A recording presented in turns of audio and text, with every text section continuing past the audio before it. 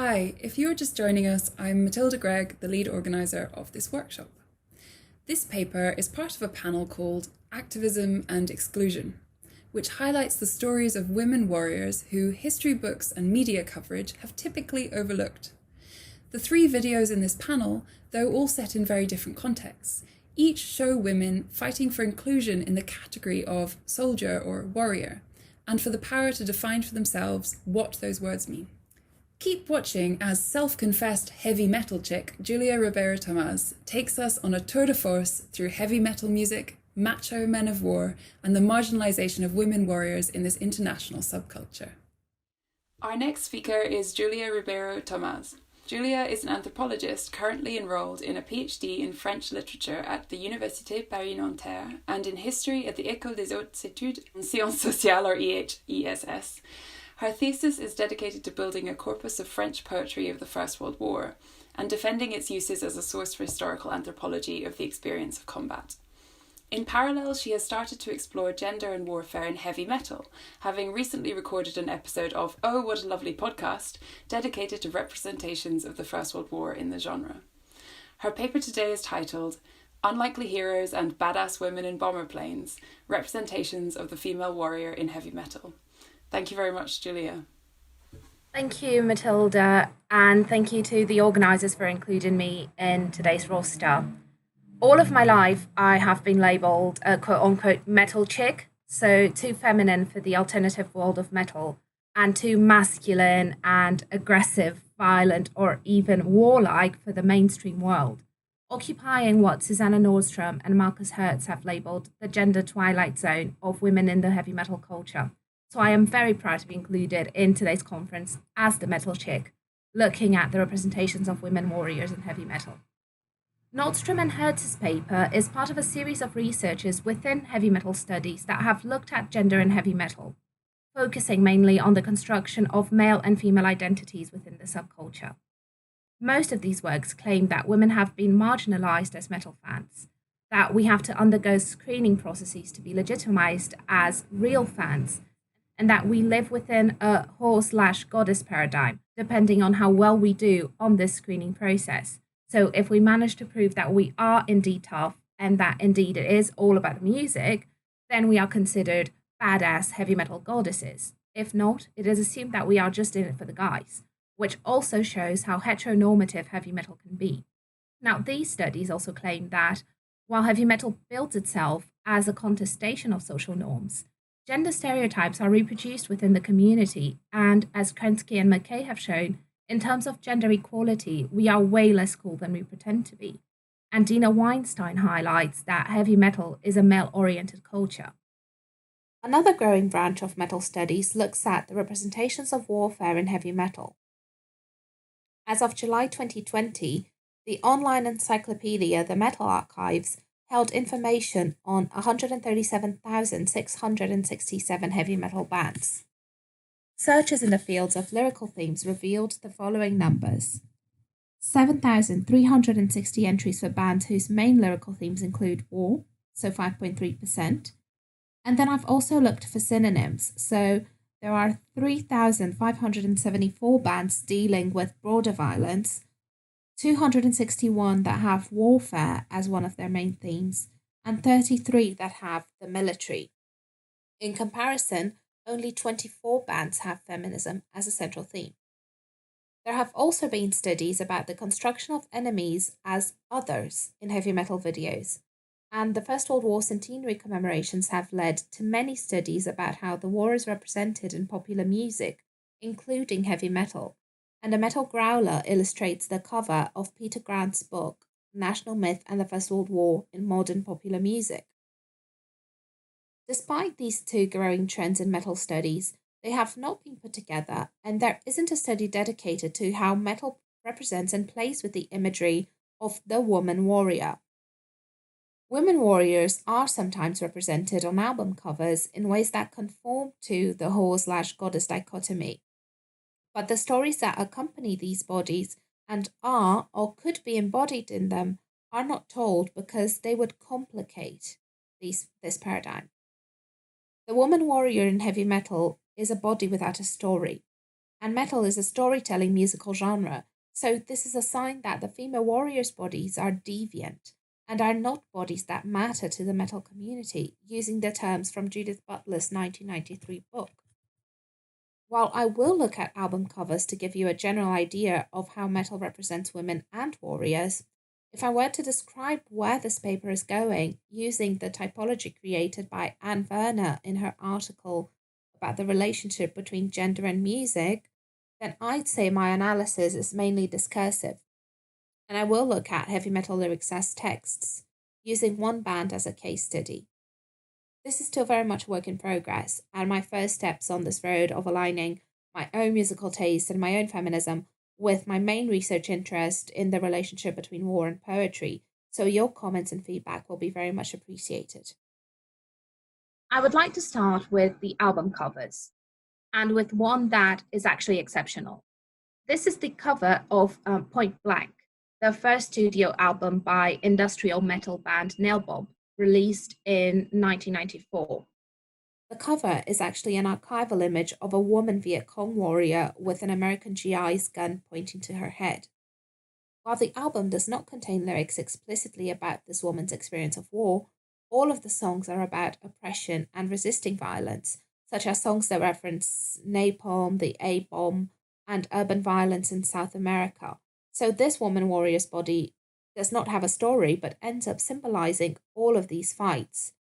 The woman warrior's body is, in this case, the default body, the one that matters, and the one that holds within it a plethora of stories and struggles. And while the specificities of her experience of war as a woman are not addressed, this experience is not silenced, but rather amplified.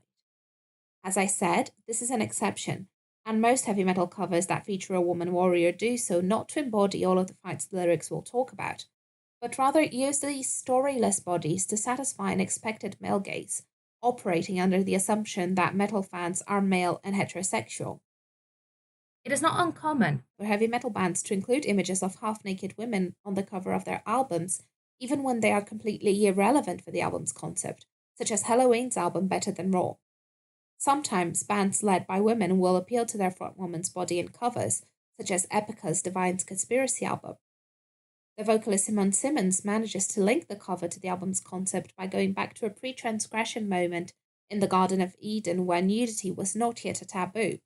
But this does show that the image of female nudeness is commonplace within the genre. Even anarcho-feminist Angela Gossow, one of the first women to achieve success both as a composer and as a growler, is sometimes sexualized on album covers, such as this one, where we approach the idea of a woman warrior because we see an android Gossow and her bandmates leading a revolution. Now, in terms of the representation of warriors' bodies in general, Manowar is a clear example of how a male warrior's body can also be presented semi-nude and in a sexualized manner, though this nudity serves to empower the male body and confirm his status as a successful warrior, while the female body is also naked but occupying a lower position. Manowar songs are about male exploits, and given how unapologetically macho they are, it is no surprise that their only songs that feature women are about how women become sexual slaves to victorious warriors. Again, looking at female-led bands, Doro, who is probably the epitome of the metal goddess and who has influenced most women in metal, has represented the female warrior and her body in a sexualized manner without presenting a story that would accompany this body. On the contrary, the title song of the album, Warrior's Soul, is closer to a love ballad than to the anthem celebrating the female body and its power in both real and metaphorical wars that personally I would have expected. Moving on to the lyrics now, there aren't actually many songs about female warriors amongst well-known heavy metal bands or amongst the lesser-known ones. And a combined keyword search in the heavy metal archives for war and women didn't show any lyrics about women warriors, although amongst the 21 bands that did show up, not all of them had their lyrics uploaded.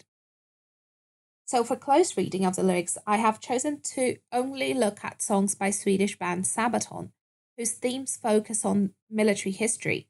So we're looking at real women warriors instead of mythological ones like the Amazons or the Valkyries, who could be dealt with by bands whose themes revolve around fantasy and mythology. Bathory, for example, have used the Valkyries on an album cover, but again have no lyrics actually telling the story of these mythological warriors. I have not chosen Sabaton because they are representative of everything that is done in heavy metal, especially because I'm not sure representativeness is actually something we can strive for in a genre that ranges from arena-filling giants to new and independent bands that emerge every single day. I have chosen Sabaton because they present themselves as the metal military historians, which is an interesting stance since they consider metal as an alternative epistemology of war, in the sense that metal can help you understand and communicate the experience the musicians in Sabaton and most of their fan base have not lived through. This choice is an interesting one because, on the one hand, it removes military history from the environments reserved to specialists and academics, and according to their vocalist Joachim Broden, this also diversifies the themes in heavy metal, steering away from sex, drugs, and rock and roll, and from dragons and fairies, which is a bit reductive if you ask me, given how many heavy metal bands are out there in dialogue with literature, film, and more existential questions. But furthermore, Sabaton have a form on their website that you can fill in to suggest a theme for a song, so it does become an even larger matter of public engagement, which is very interesting to look at for us as historians. They are currently the reference when it comes to military themes in heavy metal, and they've achieved headliner status in most major festivals. They reach huge audiences worldwide. So, how do Sabaton portray female warriors after all? Out of 99 original song lyrics, 8 explicitly mention women, and all of them portray women as civilians and often as victims. In the song In the Name of God, for example, which is about terrorism, terrorists are presented as killing women and children. And in the song Firestorm, about the strategic bombings conducted by the Allies in the Second World War, they say that able men and women will all be victims, everyone will suffer. They often resort to the image of the woman in warfare as the bereaved mother or wife, such as in Cliffs of Gallipoli, whose lyrics go, "O mothers, wipe your tears, your sons will rest 1,000,000 years," or in The Great War, where they say, "Mother home, get a telegram and shed a tear of grief." The closest they get to explicitly mentioning women fighting is an uprising about Polish underground resistance and the Warsaw Uprising in 1944, where the lyrics say, "Women, men, and children fight, they were dying side by side." The music for Uprising is a very interesting one, and the video shows women fighting and being executed by the SS, as well as in more gendered roles such as cooks and nurses. Only one Sabaton song is about women in the military in the context of a conventional war and focuses on their combat experience, reinforcing a vision of both warfare and heavy metal as exclusively male environments. And while they are both male-dominated, silencing women's experience in both heavy metal and in the military reinforces gender stereotypes and excludes the female body from the category of bodies that matter in military contexts, because bodies that matter are essentially bodies whose stories matter. As I said, Sabaton have one song about women in the military, Night Witches, about the all-female Russian 588th Night Bomber Regiment in the Second World War, nicknamed Die Nachthexen by the Germans because they would idle their engines and silently approach their targets so that their planes sounded like witches' broomsticks. I did not include this in the 8 songs that explicitly mention women because, other than the fact that they are called witches, the song does not mention that these pilots were women. The music is very evocative, and the bursts of drums and voices do make you think of a nighttime bomb raid, and the half-tempo chorus is reminiscent of the idle engines. However, the song does not explicitly mention that these pilots are women. It does say that the Night Witches were unlikely heroes, and I find their decision intriguing not to mention that the reason why these heroes are so unlikely is because they are women and considered inferior by their male counterparts, to the point where they flew outdated airplanes and wore old uniforms. The reason I thought this was intriguing is a question of linguistics and ontology. The decision not to call them women warriors or women pilots or address their gender altogether in the lyrics could indicate that Sabaton are challenging the male body as being the norm for their warrior body. So there is not a warrior norm and then a deviant, objectivized woman warrior. So I was actually quite hopeful. However, as we've seen, women warriors only represent 1% of their songs, showing that the male warrior is still very much the norm for Sabaton and for metal in general, and disproving my optimistic view. Besides, Sabaton have used Night Witches in social media posts to celebrate International Women's Day.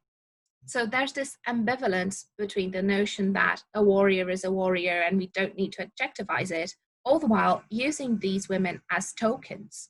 And the reason why I use this very strong word and I say that they are used as tokens is because on a specific day, they are celebrated in their essentialized womanhood and subsequent badassery, but the specificities of living the war as a woman, of how much sexism they had to face from male pilots and administrators, culminating in death sentences for some of the officers, or even in the fact that these women were not issued parachutes, are not mentioned in the lyrics. Again, we are looking at bodies without stories, but also at stories in which the womanhood of the bodies is not worth mentioning. And it would be unfair to say that they are not mentioned at all, because these themes are, however, addressed in the Sabaton History YouTube channel. So Sabaton have teamed up with Indy Neidell, who's an American military historian and actor known for his public engagement work. And together they have created Sabaton History, a channel where the videos tell the history behind Sabaton songs. Neidell does talk about the discrepancies between Soviet gender equality ideology and the reality of the machismo involved in female regiments being given worse equipment, and even a level of internalized machismo with commissars instructing women to cut their hair short and to shun any behavior deemed girly.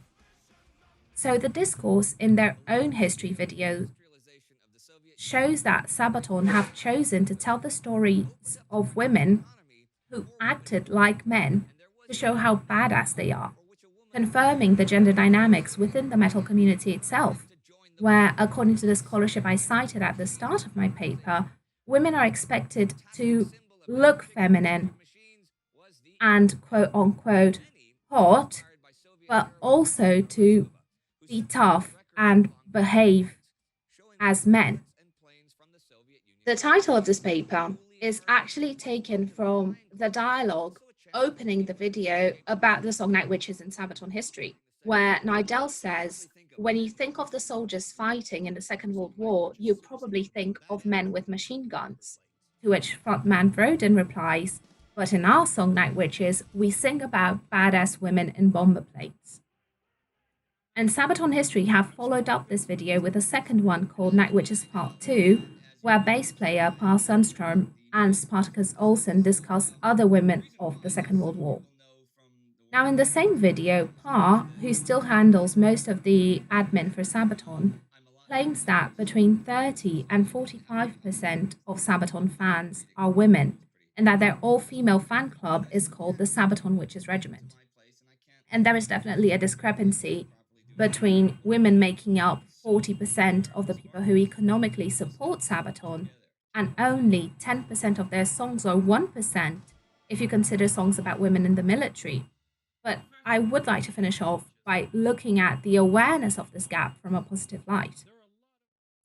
Heavy metal has constantly been perceived as a white, male, working class musical genre.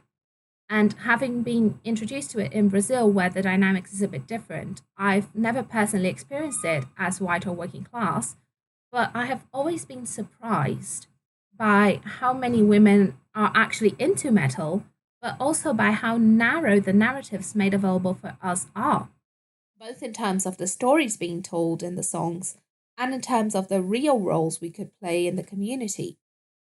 Given how much we are bombarded with naked, badass women on album covers, and given the pressure to be a badass fighting metal chick within the community, I was surprised at how hard it was to find lyrics about women warriors, to the point where I thought I would have nothing to talk about in this paper.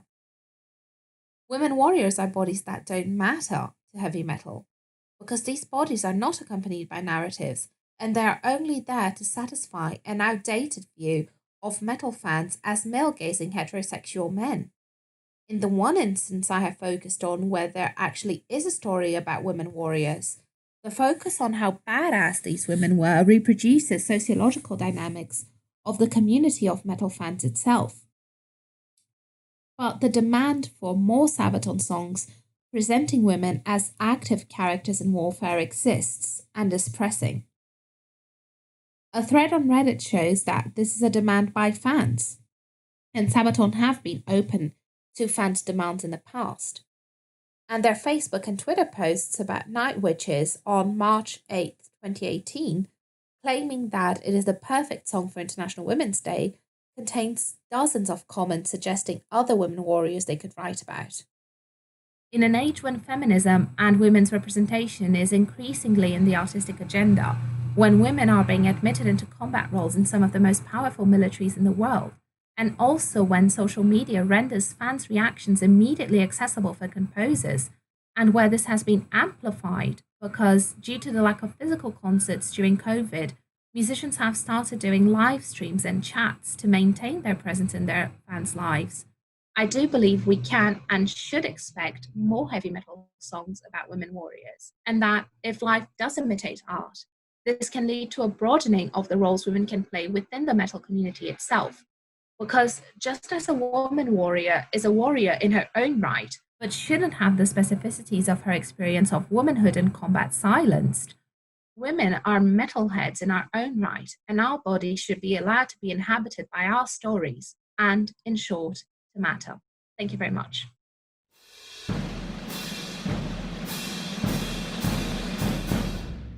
Thanks so much for watching this talk, which was part of the Activism and Exclusion panel. If you haven't already, go check out the other 2 talks in this panel by clicking the links on screen now.